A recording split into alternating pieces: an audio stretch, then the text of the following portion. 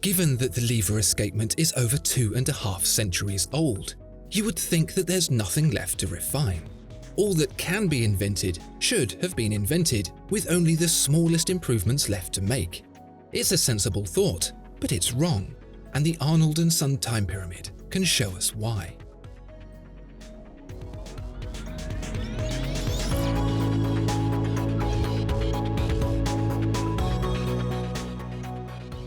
The fundamental issue with the mechanical movement is known as constant force, or rather, the lack of it.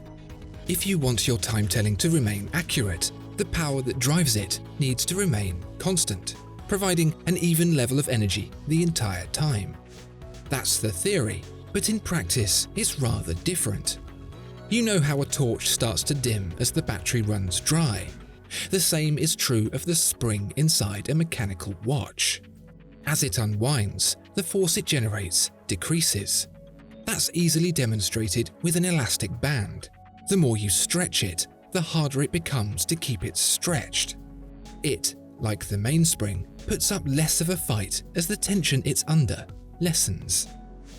And the result of this absence of constant force is surprisingly dramatic, the mainspring producing just half of its torque at half wind, with a dramatic peak at full wind and dip when nearing the last few hours. With less force, the balance spring cannot be spun as far around its center, decreasing the time between beats and speeding the movement up. It's a conundrum that's plagued watchmakers since the very beginning. There have been a multitude of ways to combat this problem, each as inventive as the last. There's the bulky Fusian chain, which uses a conical guide with a fine chain wrapped around it to gradually shift the amount of torque required to compensate for the spring.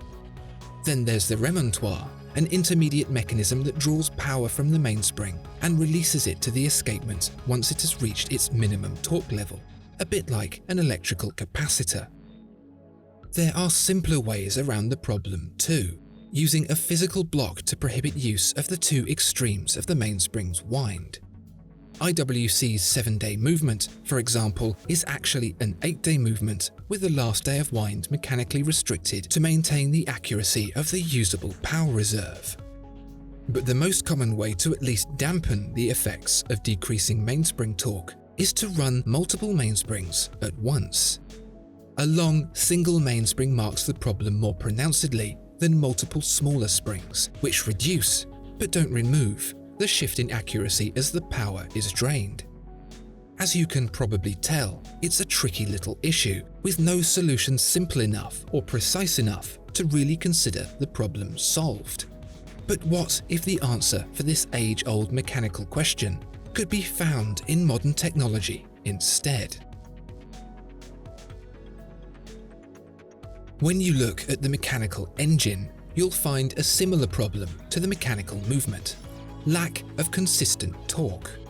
Even the most carefully designed sequentially turbocharged engines can't provide an even level of torque through the gears, resulting in a power delivery that has dips throughout the rev band, typically in the lower RPMs. It's a byproduct of the technology, one that's been around for almost a century and a half. The biggest development in fixing this power delivery issue is the hybrid engine.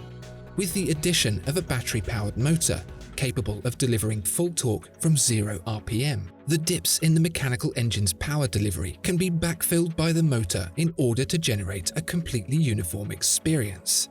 And it's this torque filling that Arnold and Son is taking advantage of. There's not an electric motor within Arnold and Son's Time Pyramid, but the caliber A&S 1615 does have a secondary power source.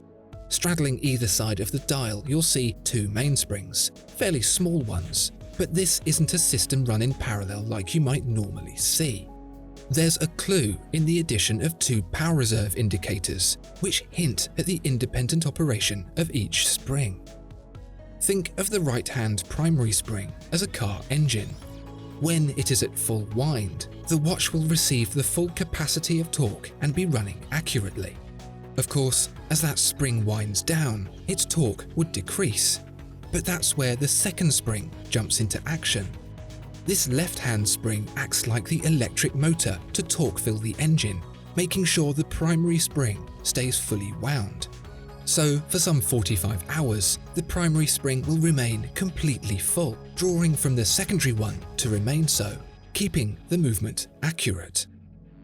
When the secondary spring, the motor, is fully depleted, the primary spring, the engine, runs on its own for another 45 hours, just like a hybrid car when the battery runs out. In this mode, it will lose torque in the typical fashion, but will at least continue to run for a period, whilst it's not being worn, for example. Keep the secondary spring topped up, however, and it will remain true and accurate.